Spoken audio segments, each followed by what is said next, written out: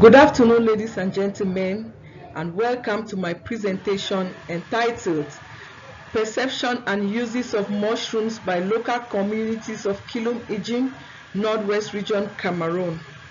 Presented by Achene Acha, lecturer of the Higher Teacher Training College of the University of Bamenda, Cameroon. What are mushrooms? Mushrooms, also referred to as macrofungi, are fleshy saprophytic fungi.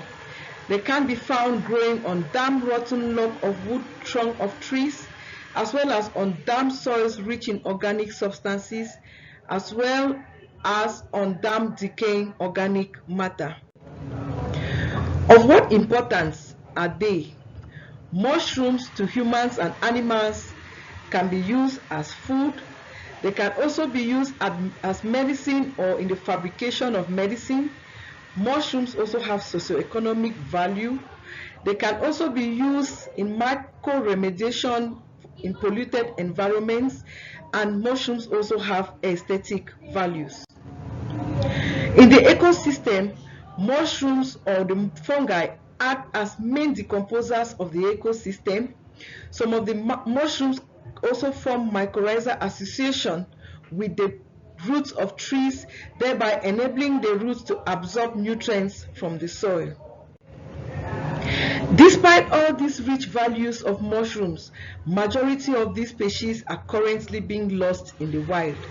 Anthropogenic activities and lack of conservation policies have resulted to a decline or extinction of some of these species. Loss of mushroom species have also resulted in loss of ethnomycological knowledge.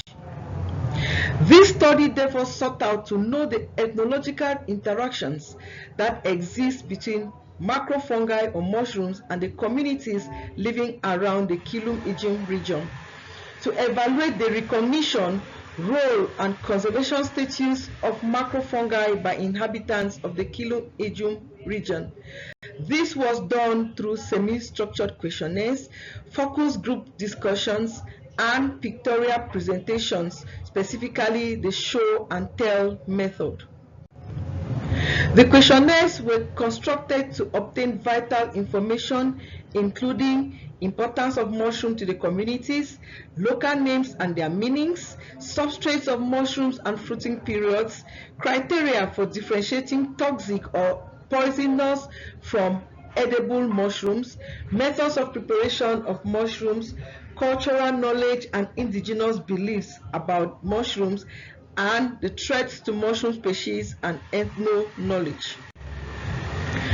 From the 500 questionnaires that were distributed, 492 responded, giving a total of 98%.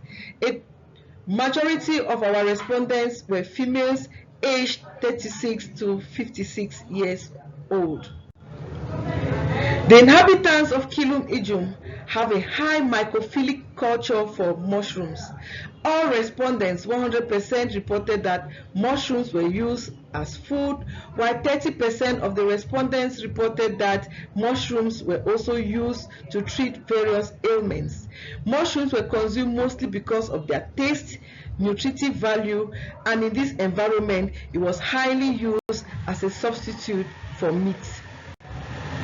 Mushrooms were generally referred to as awo in all the communities. Awo is a vernacular name for mushrooms, and these vernacular names were used equally to distinguish between poisonous mushrooms and edible species. Edible mushrooms were usually associated with the substrates on which they grow. For example, awo fuka is generally referred to as mushroom species that grow on wood, while awo dia, according to the vernacular of the community, was referred to mushrooms that grow on the ground. Vernacular names were equally attributed to mushrooms based on the features of the mushroom. For example, on our slide we see an ear-shaped mushroom. This ear-shaped mushroom was referred to as vutungle, meaning an ear-shaped mushroom, and from our studies we realized that this was the most cherished edible species. How do the members of this community determine edibility of mushrooms? Because we know that some mushrooms are poisonous and they can lead to death. So in order to determine edibility, our respondents, 8% of our respondents reported that they cook these mushrooms with a metal spoon.